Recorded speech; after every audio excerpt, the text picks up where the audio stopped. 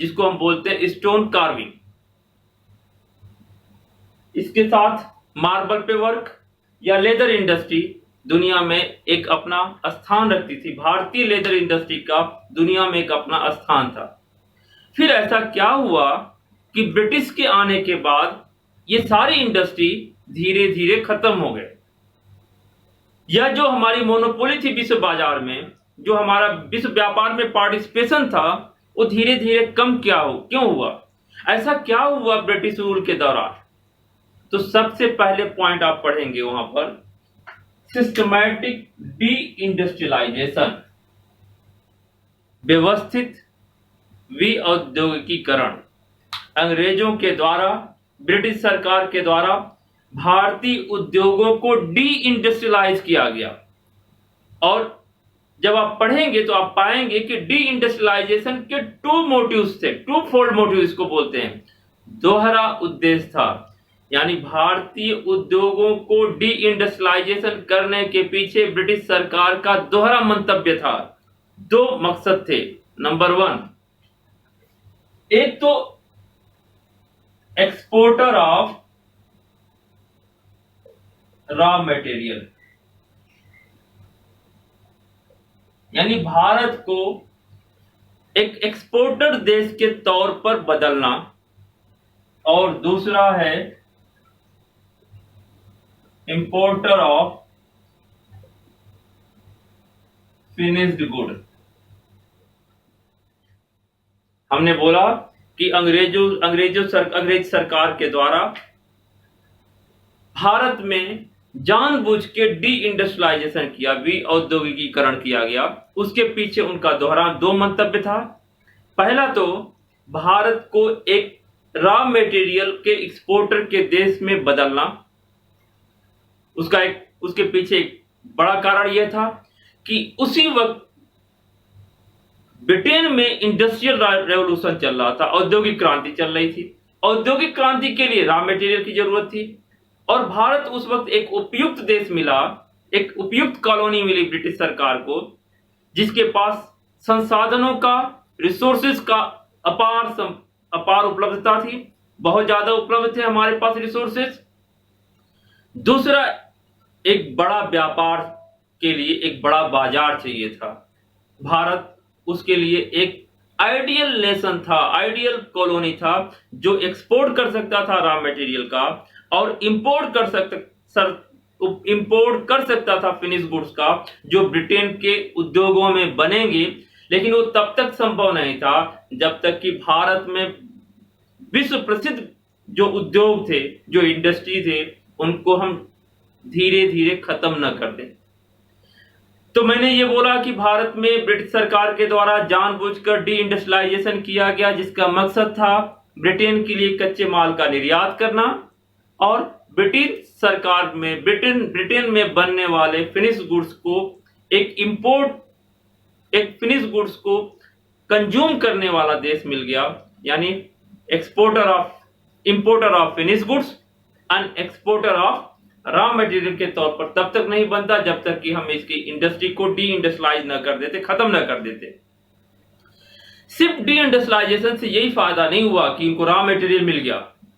आपको मैंने बताया कि भारत में cotton industry, jute industry, T, coffee, Indigo, जो इसकी प्लांटेशन वो करते थे, जो कैश क्रॉप हमने पिछले लेक्चर में पढ़ा था।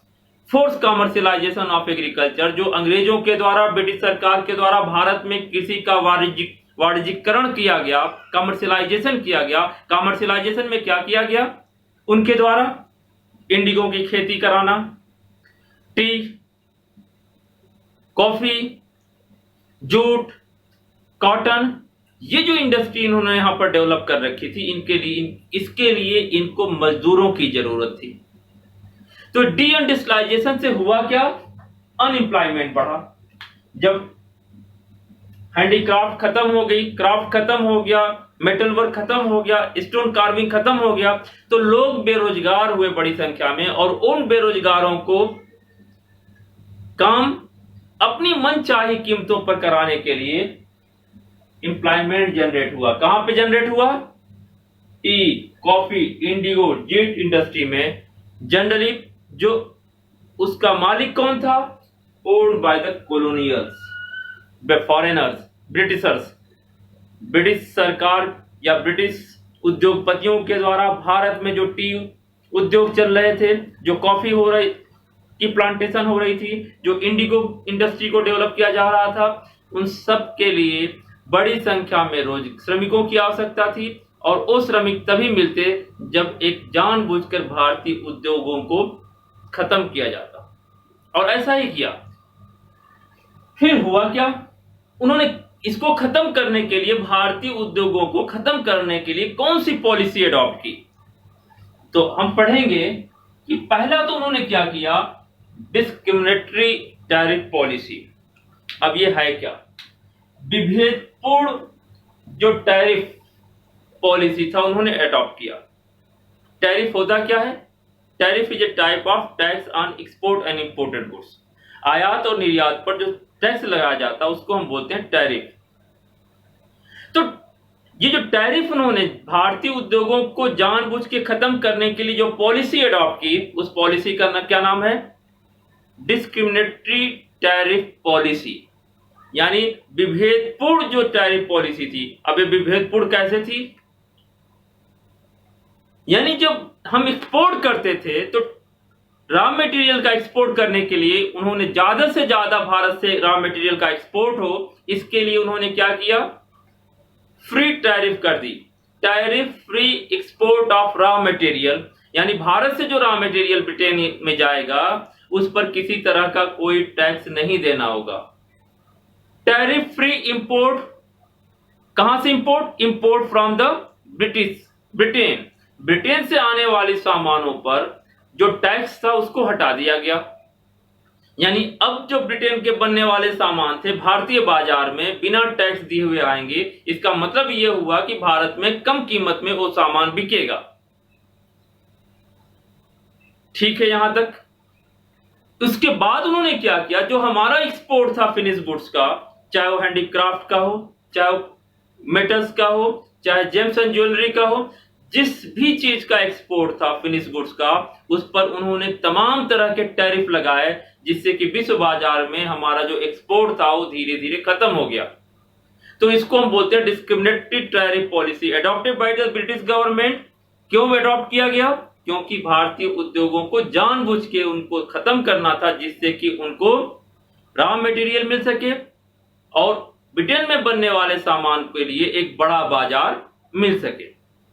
दूसरा अगर हम पॉइंट देखें, डिसअपियरेंस ऑफ प्रिंसली कोर्ट।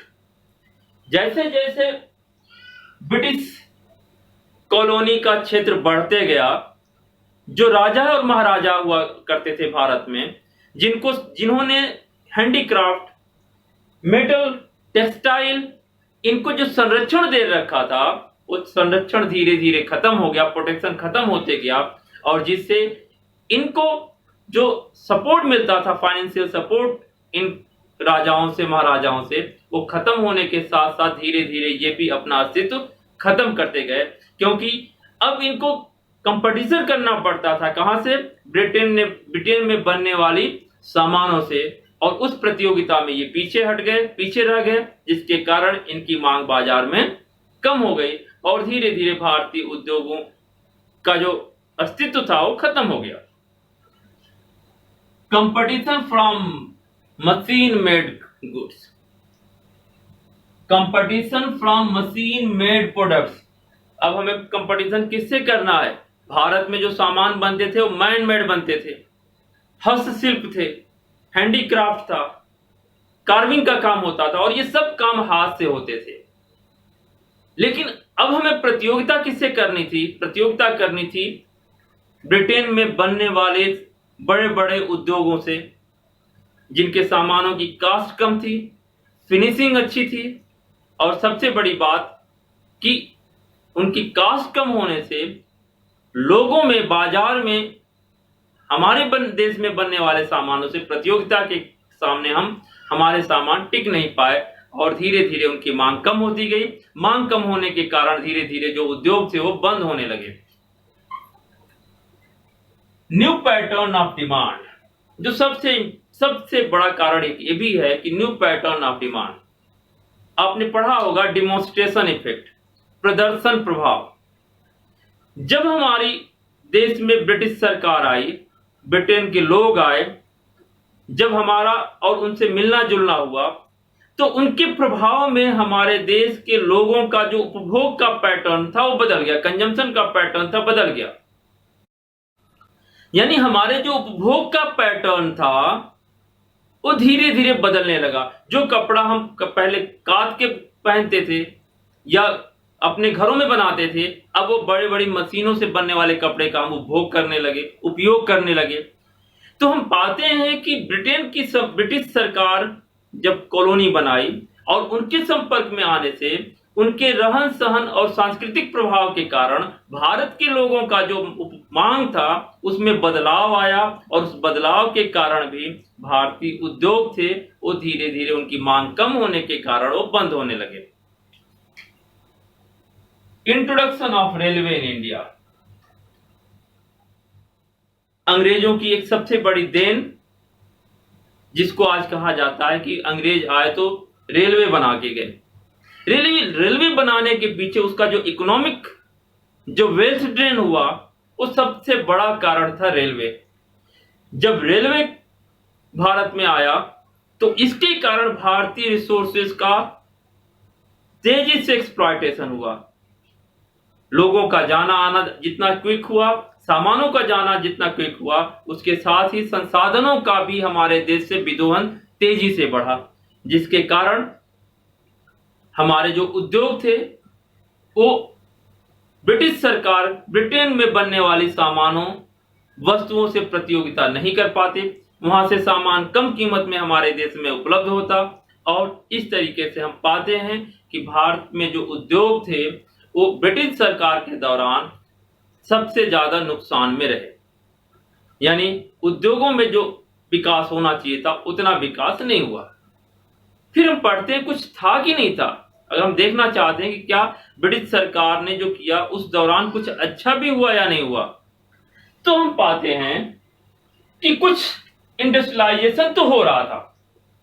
हम ऐसा नहीं कह सकते कि उस टाइम भारत में कोई इंडस्ट्री नहीं लगी। 1907 में टिस्को कंपनी को स्थापना हुई, टाटा आयरन स्टील कंपनी, जो 1907 में जमशेदपुर में बनी, जो आज झारखंड में है। यह हम 1908 में देखें तो आयरन स्टील कंपनी बंगाल की स्थापना की गई। अगर हम स्टील की बात करें तो 1923 में मैसूर स्टेट आयरन वर्क्स नाम से कंपनी बनी। इतना ही नहीं, पेपर इंडस्ट्री के क्षेत्र में, शुगर इंडस्ट्री के क्षेत्र में, सीमेंट इंडस्ट्री और आयरन और स्टील इंडस्ट्री में छोटे छोटे उद्योगों की स्थापना प्रथम विश्व युद्ध के बाद शुरू हो गई थी। यानी जो उद्योग इंडस्ट्रियलाइजेशन हो रहा था उसका जो प्रारंभिक स्टेज में था वो ऐसा नहीं था कि ब्रिटेन में बनने वाले या ब्रिटिश इंडस्ट्री से हमारे जो उद्योग थे कंपटीशन कर पाते।